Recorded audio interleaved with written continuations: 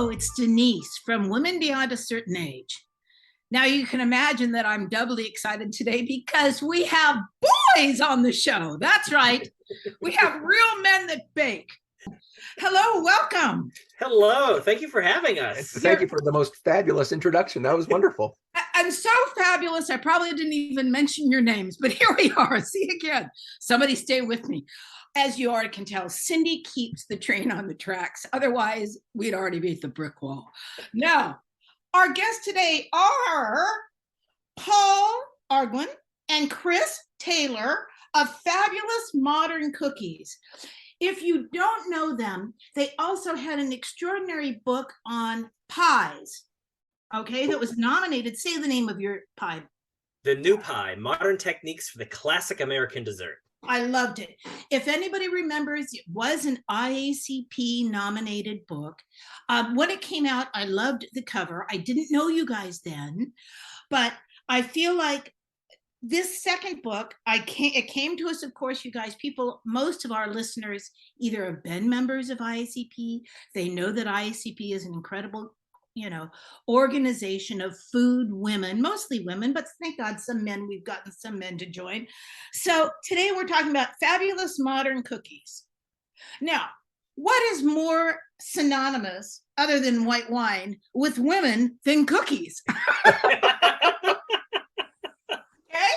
Yeah. What? Nothing. Answer C, or maybe therapy. But this is such an important book.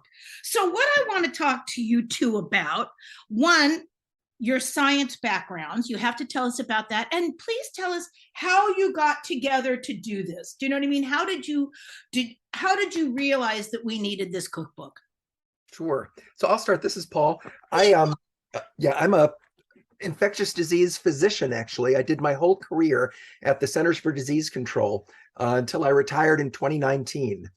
So for the longest while, I was your chief malaria doctor here for the United States. Yes. That's very impressive. I'm only laughing because I'm hysterical with your credentials. Yeah, and then Chris also works at Centers for Disease Control. Yeah, so I have a PhD in epidemiology. I like to say I have a side gig in public health, but obviously I love baking as well. And we got together. We had a friend who introduced us. We both liked to bake, and then we got together and we just kept on baking. I love it. I happen to believe that there is fate in this world. People describe it as different things. I think you're supposed to meet the people you're supposed to meet. I think that there are purposes for all of us. Do you know what I mean? So I think even though you both have had incredible careers, I think this could be your highest purpose. Okay, let's prioritize. Yes, absolutely. And it's funny. We can bring those backgrounds that we have from both medicine, from science, because the training that you do to get into those careers, it sort of trains your brain how to think, how to attack problems, and that's what a lot of recipe development and baking recipes are all about. If you've ever baked anything, take a cake, a bread, a cookie, pie, and you've encountered a problem, we like to take a pause and say, well, why doesn't this work sometimes? And we figure out what are the key elements that can cause it to fail, and how are ways that we can make it even better, both to produce the result that you want, as well as to make it taste better, combine new and interesting flavors. And we spend a lot of time thinking about these things and applying those to pies and now cookies. The book, the book, of course, is for sale everywhere. What Paul just mentioned is when you get to peruse the book, our listeners, they have titles like The Building Blocks of Cookie Baking, The Philosophy of a Cookie, which is so dear to my heart, because you see, I have to tell you something, not to be morbid, but if you were dying with malaria, you'd really want a cookie, wouldn't you? Come on.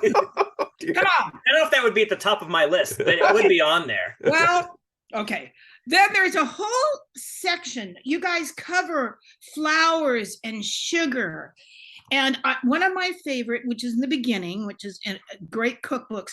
You know why I say this is that, and I know you two know this as modern authors, as cookbooks went into celebrity, real celebrity train of cookbooks, they took all those things out. Do you know what I mean? Publishers took out plain old how to roast a meat. Do you know what I mean? What temperature? Yeah.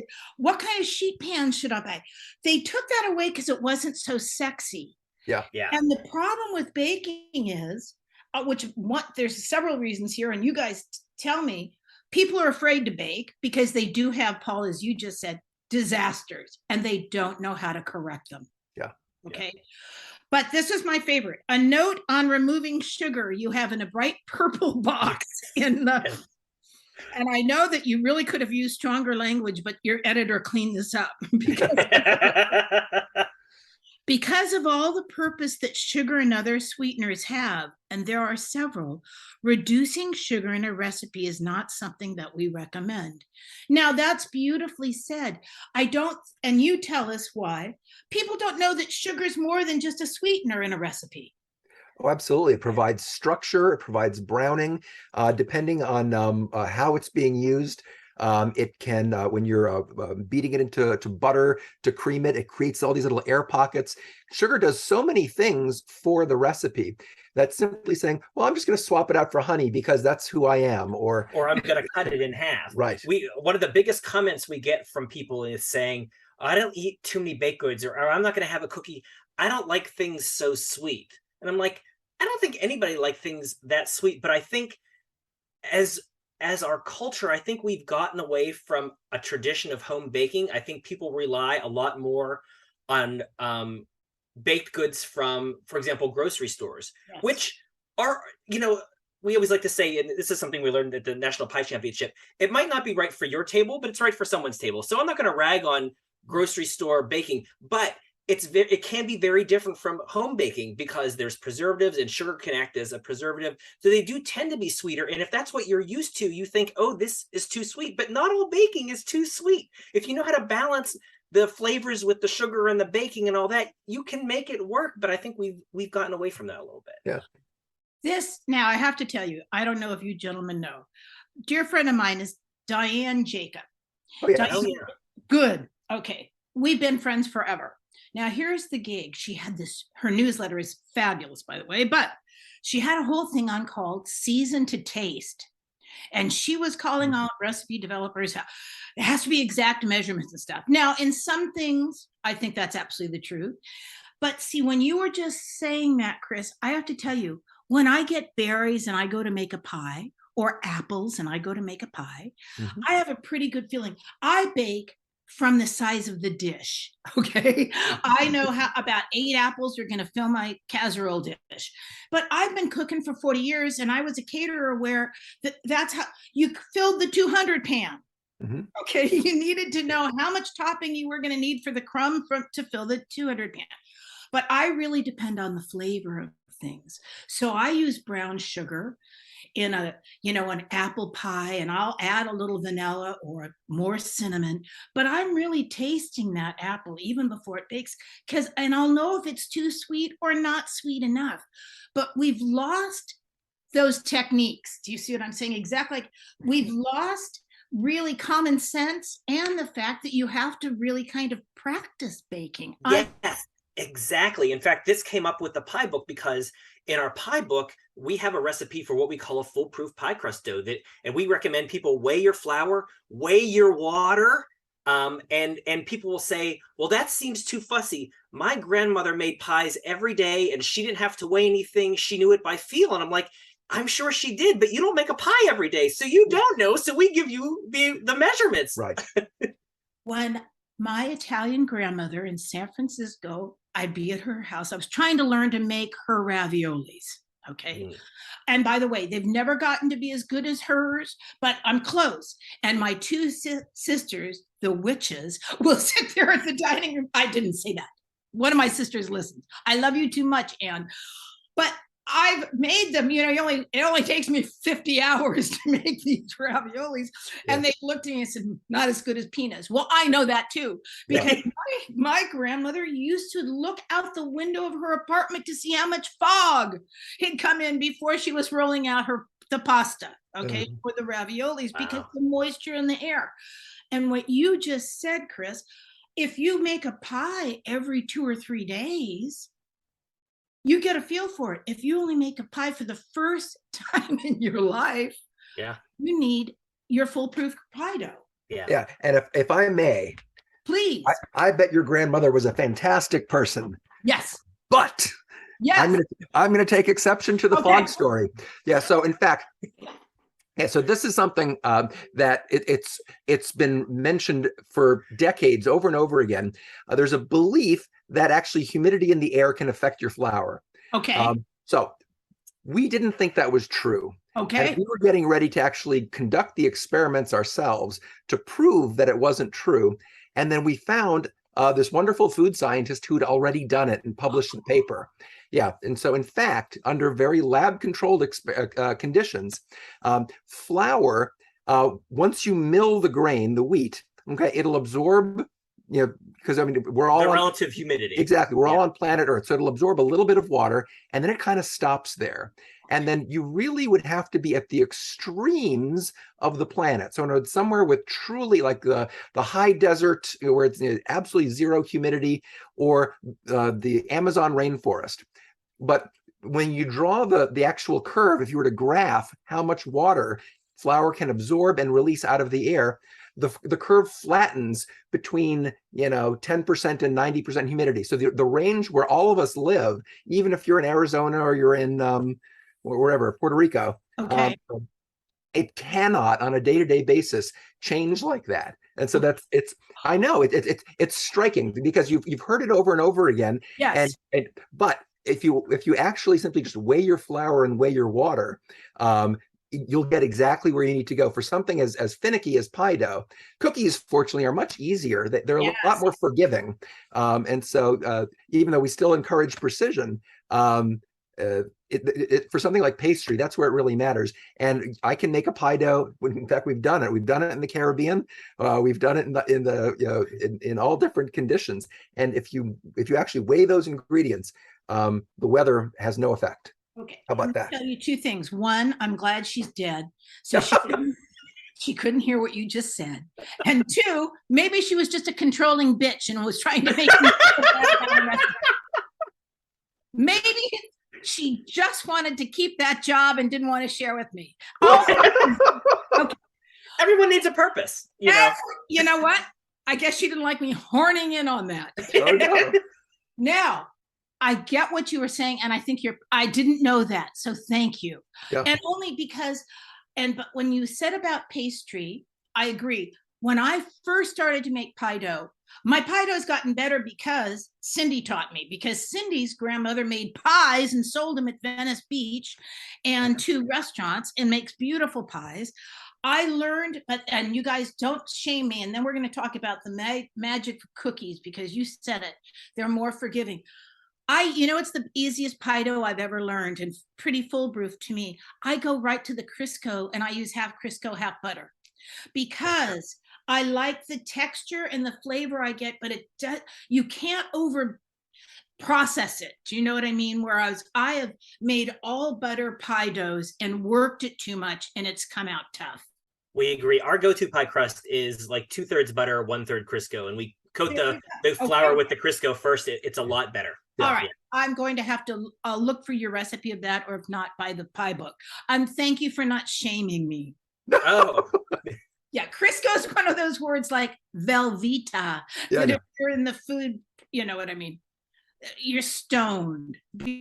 It's a vegetable oil is what it is, that's been hydrogenated so that so the properties of it in terms of how the temperature at which it melts and solidifies is fantastic for pie dough. In fact, interestingly, for people who still have, I don't know, get the willies about using Crisco, if they want to use something a little bit more natural, leaf lard. So not the regular shelf-stable lard, but if you can get like rendered leaf lard from a butcher, that has a similar set of properties to Crisco. Being that it's a very, very pure fat, it is a pork fat, of course. So if you have issues with that, it's there's really not much pork flavor in there at all, so it's perfect for sweet pies. Got it. Okay, such an excellent tip. Now let's talk about why cookies are a little more forgiving, and when you put the word modern in, which I got because I got to peruse the book. Tell me, what were you looking to achieve? So a couple things of so sort of our approach to baking is several things. So we like to look to see, are there problems that we have in baking or that we know other people are having in baking? So if there are, can we get to the bottom of those problems and help people prevent them from happening? We also like to improve on several things. The first of which is flavor. And we say in both of our books that, America especially has a great tradition of home baking. And there are, Paul grew up in the Caribbean. I grew up in Western Pennsylvania, but we grew up with similar cookies. We had lemon bars and chocolate chip cookies. There's sort of this, consciousness with many people in America as it relates to cookies. And it's a lot of the same cookies, but also some of these cookies recipes, they haven't changed in 50, 60 years. And it's like, well, can we make a better chocolate chip cookie? Can we improve on the peanut butter cookie? There's nothing wrong, but why we should be doing something different. And so that's another one of our approaches, is we really like to see what can we look at in the modern pantry, in the global pantry, with the flavors that are available to us now, with techniques and equipment. What can we do to improve the cookie? And I think that was really one of our big focuses. Yeah, I'd like to add another thing we like to do is to come up with new flavor combinations.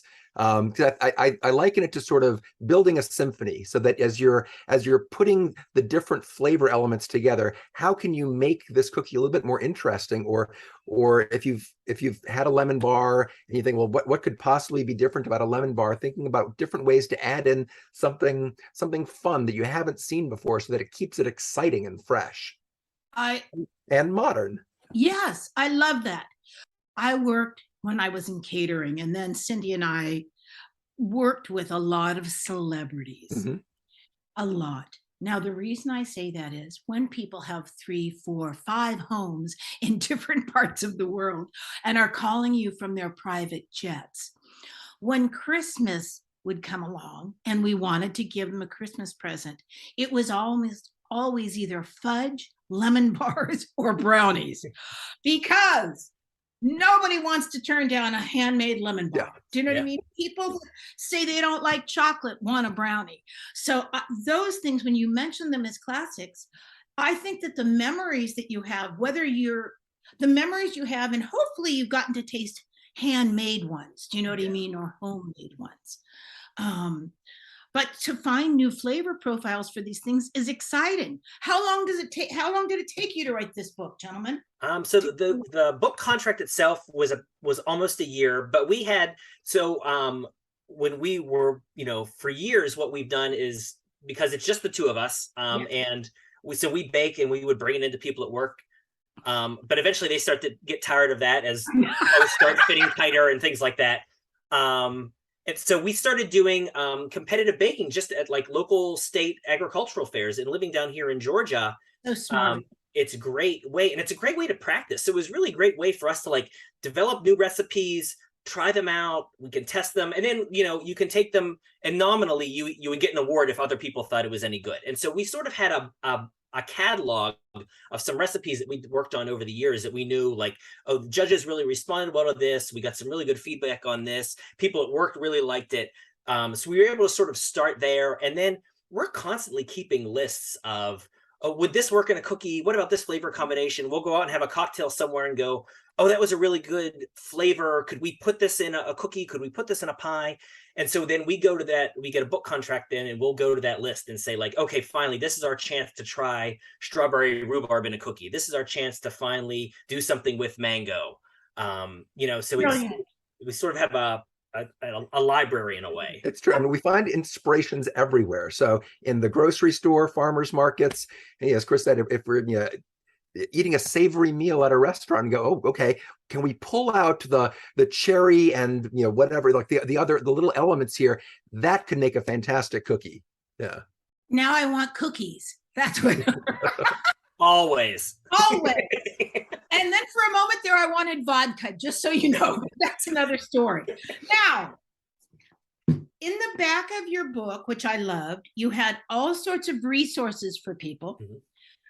You mentioned, this is a wonderful, pumpkin spice latte thumbprints. That sounds divine.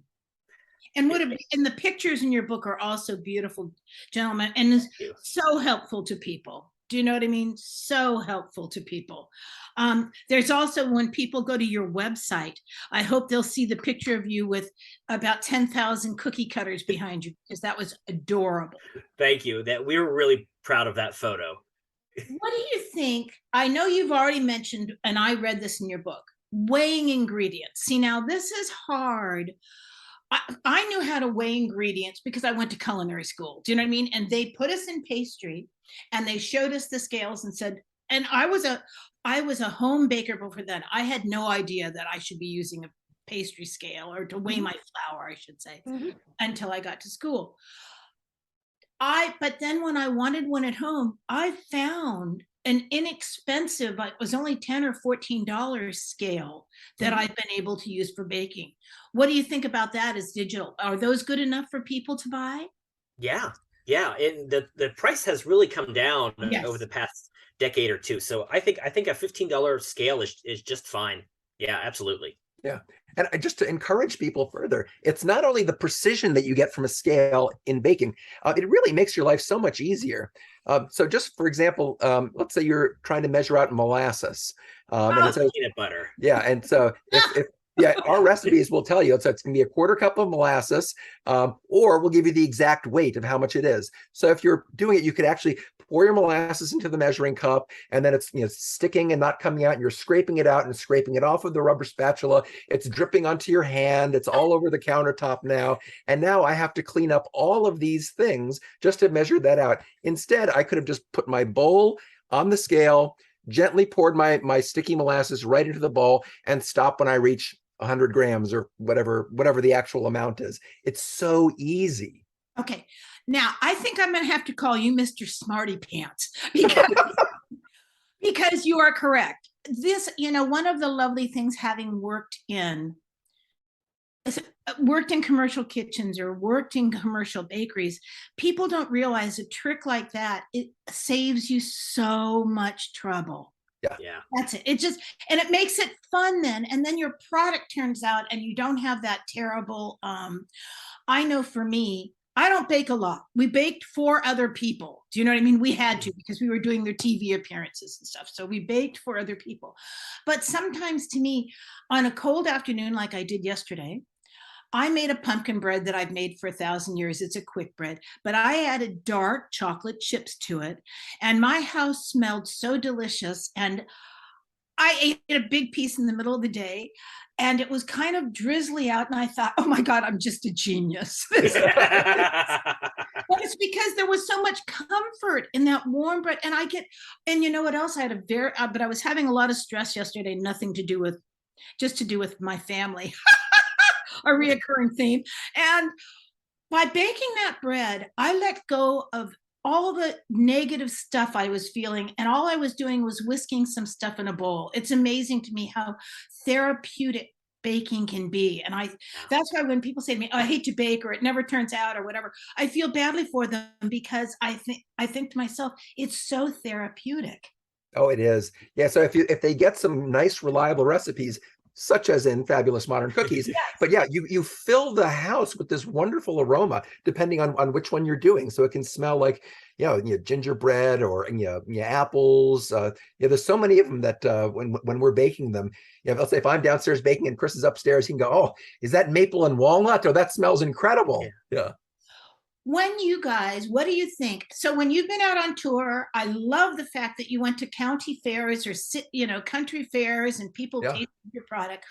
When you look at commercial products today, if you're buying something, what do you think is a great brand that people know about, that do or don't know about? I mean, I'm just curious because I have favorites. If I'm not going to bake something, do you know what I mean? It's like going to your favorite bakery. Mm-hmm. Ooh, I know it's sort of not pre-made, but I know Ghirardelli brownie mix, I think, is top of the line as far as brownie mixes. I agree. Those are really good. Ooh. Do you guys have Whole Foods? Yes. What's your best? Yes. Whole Foods is some of their product in the pre-made bakery or cookies are absolutely delicious. And some of them taste like the bottom of my shoe. But I'm always looking but I don't think there is a way to beat a homemade chocolate chip cookie. Yeah. I don't think you can buy one that's as good as you can make. I agree. Yeah. Yes. Yeah. I've been racking my brain. Trader Joe's has a delicious ginger snap. Yes. Okay. Oh, yeah. And after I just said that, if you can get Trader Joe's, when they have their bigger, there's only about 10 in a package, chocolate chip cookies, that's the best purchased chocolate chip cookie I've ever bought. Oh, okay. I'll keep an eye out for those. I haven't seen those. And their ginger snaps are delicious. And some of their biscotti is pretty good too. Do you know what I mean? Some of their biscotti is pretty good. Okay. Well, now that we've trashed everyone else we could think of. Have I said anything wrong, Cindy? No, Cindy hasn't cut me off, so we must be all right. All right. Now, gentlemen, what else have you got coming up with this? Will you have anything on I know you've already been to Omnivore Books. Will you be, you've been on several podcasts. So should people keep in touch with you by going to your website or your Facebook page? Yeah, I'd say Facebook or Instagram. Both of those, we're at our handle is our 3 favorite ingredients at flour, sugar, butter. I know that because I looked you up. Flour, sugar, butter. And do you do some baking for people, you guys? Do you do special orders for people at all? Or are you just sticking to cookbooks right now? I mean, if somebody came to you and said, Prince Charles wants cookies, would you send them cookies?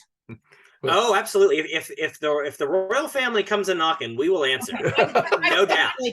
Because they can afford the FedEx bill. That's right. Exactly. Yeah. We have been operating a commercial bakery actually in our home. We're lucky to have a terrace level walkout kitchen, so it's commercially inspected by the Department of Agriculture, 3-compartment sink, commercial fridge and freezer, all that, serve safe certifications. And so we've actually been able to work with a small specialty food store near us to sell decorated cookies. Paul actually has been really successful with some of the shortbreads. Oh, I actually, love that. The recipes that are in the book. Oh, they wanted something to sell, like people come in and get coffee. They're like, can you give us some little shortbread cookies? Because people always look for little snacks. We can't keep them in stock. We sell them in 4 flavors: vanilla, lemon, chocolate, and almond. Constantly remaking them for them. And so it's just us. It's in small batches and everything. And it's great. I mean, we're not going to become millionaires from it, but it's good to know that people really like it. You know what? I don't think most people go into food to become millionaires, seriously. And I don't think that, or to write cookbooks either. Do you know what I mean? And of course, right now, Martha Stewart is probably going, that idea, aim higher, bitch. But good for you, and how exciting, and congratulations. Now, when Miss Cindy broadcasts this, gentleman, I want you to know we put everything about you, your pictures, the cover of your book, and where they can reach you and where they can reach out to you. So if they have any questions, I know how busy you are. I can't thank you enough for your time today. Now, I want our audience to know that we are going to do a second podcast with Paul and Chris, and we're going to talk about, so it'll probably appear afterwards, holiday baking. like things that would be great cookies to give as gifts, or, how to package them. Of course, I'm tongue-tied because I can't think of anything but the shortbread. But I don't have an eating disorder. Okay. But thank you so much for your time today. Is there anything else you want to share that I didn't ask you? I guess I would just add, there's so many exciting flavors of cookies that I would encourage people to flip through the book. One more thing I would add, in the back of the book, we have a flavor index. And so what the flavor index is all about, when we were organizing the book, we kept going back and forth. Should we put all the chocolate cookies together, put all the lemon cookies together? And then we thought, no, it would make a lot more sense to organize them by type of cookie. So we have bar cookies, drop cookies, because then at the start of every chapter, we can talk about techniques for that style of cookie. But that's where the flavor index got developed. So in the back, if let's say you're really in the mood for some chocolate, and maybe specifically chocolate caramel or chocolate with nuts, or maybe you have a whole lot of oranges you want to use up for some reason. But if you look at the flavor index, you can look by the flavor profile, including flavor profile combinations. So you can go, oh, this is what I want. Oh, it happens to be a slice and bake cookie. And then there you are making your orange or your grapefruit rosemary cookies. Yeah. How perfect. How lovely. You've thought of everything, gentlemen. We try. Yeah, I know. I can tell you did. Thank you so much for your time today. And I look forward to speaking to you again and again. Denise from Women Beyond a Certain Age. Today we talked about fabulous modern cookies with Paul and Chris. And gentlemen, I can't thank you enough.